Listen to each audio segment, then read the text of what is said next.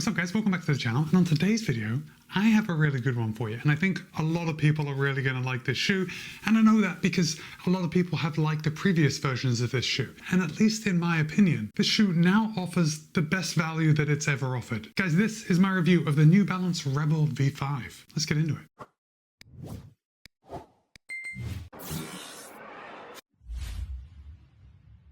First of all, I just want to say thank you to New Balance. They were good enough to send me this pair of the Rebel V5 for the purpose of review. However, they haven't told me what to say. They don't have any editorial privileges, and all the thoughts and opinions are my own. That said, you're going to be able to pick up a pair of the New Balance Rebel V5 for $140. And of course, I'll place a link in the show notes below in case you want to pick up a pair for yourself. Now look, before we get into the shoe, let's talk a little more about the price. Or at least just recognize that the price hasn't gone up from last year. And just on that alone, at the end of this video, I think you're going to agree with me that this is a pretty good deal. But just because the price hasn't gone up over last year with the Rebel V4, and this year, at least, again, in my opinion, we're getting so much more this year with the Rebel V5. I think it really offers a lot for $140. And one of the biggest changes that you're going to see this year with the Rebel V5 is the stack. And New Balance has actually added 5 more millimeters to the stack height. We now have 35 in the heel, 29 in the forefoot, still for a 6mm drop. Remember last year in the Rebel V4, it was 30 in the heel, 24 in the forefoot. So right off the bat, you've got a lot more cushioning underfoot. Now that extra stack does come with a little bit of a weight penalty, and New Balance claims that in a US men's size 9.5, the Rebel V5 will tip a scale at 8 ounces even, or 227 grams. However, in my size, a US men's size 12.5, tips the scale at 9.3 ounces, or 263 grams. So still a very light shoe. And just so you know, in the sample size, the Rebel V5 is about 15 grams heavier than the Rebel V4. So not that big of a weight penalty considering that extra 5 millimeters of stack. But the changes don't end there. And we will get started at the top and work our way down. And if I hold that up, you can see that there's quite a bit of padding around this heel collar. In fact, if I hold up the Rebel V4, yeah, you are going to be able to see that immediately, that the heel collar padding around the Rebel V4 is just a little thinner than on the Rebel V5. That is going to contribute to just a little more ankle collar comfort. Another change is with the heel counter. The Rebel V5 has a much more solid heel counter. In fact, it is really quite rigid. So if you did suffer from any heel slip in the Rebel V4, this could combat that. Now, I should say that the heel counter on the Rebel V4, it wasn't all like floppy, loosey-goosey, but I can kind of press it in just a little more. And if we just take a look at the heel collar shape of the Rebel V4, we can see it's quite low around the back. With the Rebel V5, you can see that they have increased the back of the shoe to kind of giving you a little bit of a heel pull area to help pull this on your foot. And all in all, it's just a lot more comfortable. I mean, comfort all around. For the upper, New Balance is still using their Phantom Fit upper. It is super light, super breathable. I can see the light shining through the upper. Even though this colorway is quite dark, it maybe doesn't look as breathable as lighter colors would, but I can see the light shining through the shoe. And that says a lot.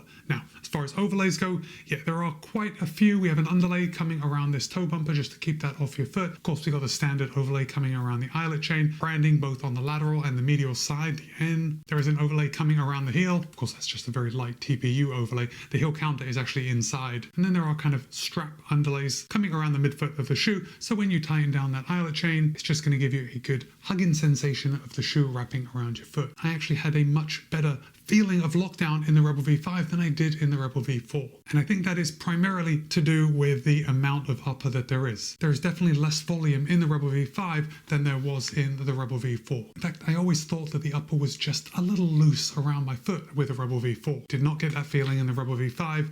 Everything fit as it should. So really, I think this comes down to New Balance just kind of dialing in their entire fit, maybe just trimming some of the fat. Now, as far as the tongue goes, this is a huge update because the tongue looks like it's actually made for the shoe. It looks like the New Balance designers went in and they were like, what is the best tongue that we can put into the Rebel V5? And they came up with this. It fits the rest of the shoe. It is very light. It is very thin. I mean, minimal amount of padding, which of course is what we want. We're trying to keep this shoe as light as possible. And the tongue is gusseted on both sides, and we have a little lace loop here on the front. Now, it may seem like I'm making a big deal out of the tongue when really it's a pretty normal tongue. Like, I see this tongue and I'm not surprised to see it on this shoe until you consider what they did last year with the Rebel V4.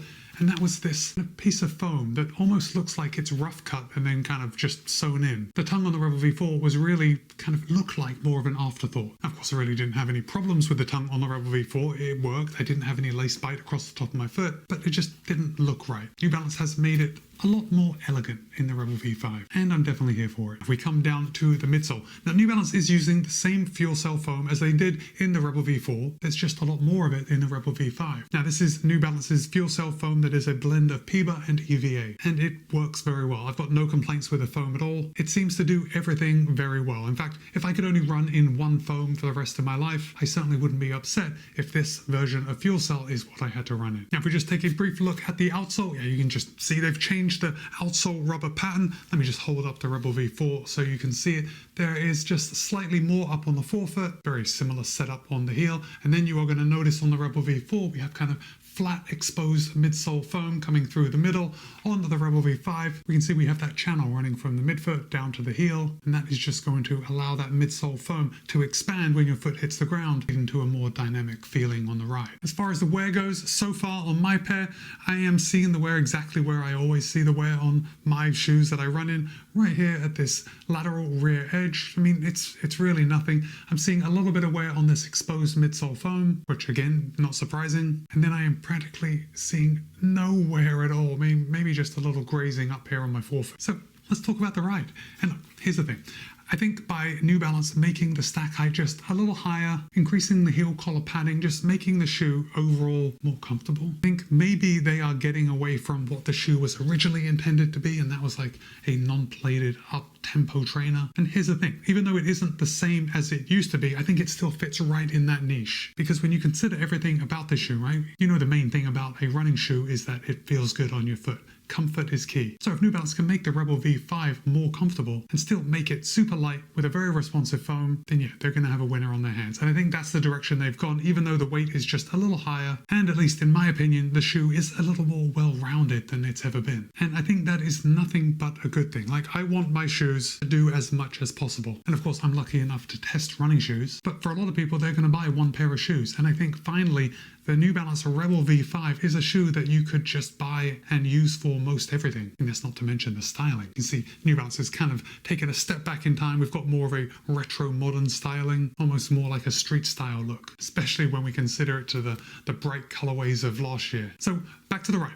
I think New Balance has really hit the nail on the head with a ride for the Rebel V5. I have taken this out for easy runs, intervals, maybe not long runs, but I have run up to a half marathon in it, and it performed very well. And I think that is mainly because, at least for the longer efforts and the easier runs, I think that's maybe a product of that extra 5mm of stack height of foam. Now, when I did intervals in it, you know, it wasn't something that made me think, wow, that's a really fast shoe. But what I did think about was how light it was and how the shoe kind of disappears on my foot. And I think that's probably what I'm looking for more often than a shoe that feels really snappy when I'm running fast. I've also really been enjoying running in the Rebel V5 because it's been so hot. And just because the Phantom Fit upper is so light, I'm not getting bogged down even though I am soaking this shoe with sweat. The same can't be said of other heavier daily trainers with a thicker upper. Oh, one more change that I want to tell you about between the Rebel V4 and the Rebel V5 is that they have kind of shaved down the sole flare on the Rebel V5. The shoe is not as wide. It doesn't have quite as wide a platform as it did on the Rebel V4. And look, I don't really think this is going to come across on camera very well, but the Rebel V5 is just quite a bit narrower in the foot. Now, yes, it feels narrow when my foot is in it, but that really isn't what I'm talking about. I'm talking about the actual width of the shoe. So in the Rebel V4, you had a very, very wide platform. And for some of you that like that wide platform for the inherent stability, you know, maybe you won't like the Rebel V5 as much, but they haven't gone like overboard with slimming it down. Basically, they've just cut off the sole flare. And for me at least, when they eliminate that sole flare, they're making the shoe just feel a little more streamlined. Shoes that really flare out can often seem just a little clunky to me. Now, I'm not saying that's how I felt in the Rebel V4, but the Rebel V5 feels even less so, if that makes any sense. So guys, I know a lot of you are going to really like this shoe. And if you are shopping for a shoe like the Rebel V5, I'm happy to say that there aren't too many options. Like, the prices of shoes are really going up. So a shoe at $140 is a good deal. You get a nice foam like the Fuelcell and a very low weight like we have with the Rebel V5. I think it's really hard to find competitors, but there are a few. And if you are considering picking up a pair of the New Balance Rebel V5, you might also be considering the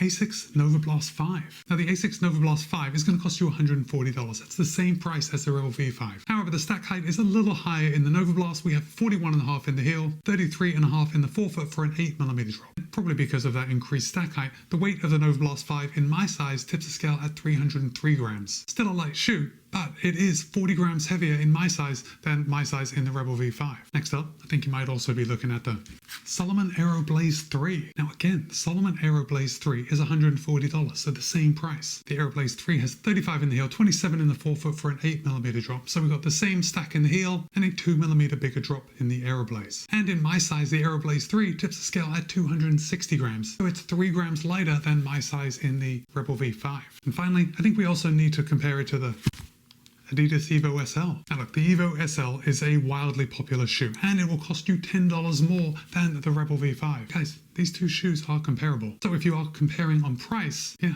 the Rebel V5 is going to win. It's only $140. Now the stack of the Evo SL is just a little higher. We have 38.5 in the heel, 32 in the forefoot for a 6.5mm drop. And in my size, the Evo SL tips the scale at 283 grams. So the Evo SL actually weighs 20 grams more than the New Balance Rebel V5. So what do you think? I especially want to know what you think of those comparables, and have you ever run in a Rebel, like any of the 4 years before this? Oh, and one more thing, are you thinking of picking up a pair of the New Balance Rebel V5 for yourself? Put a comment and let me know. But for now, it's Matt B. This has been my review of New Balance's new Rebel V5. Be kind, be happy, run well. See you in a couple of days.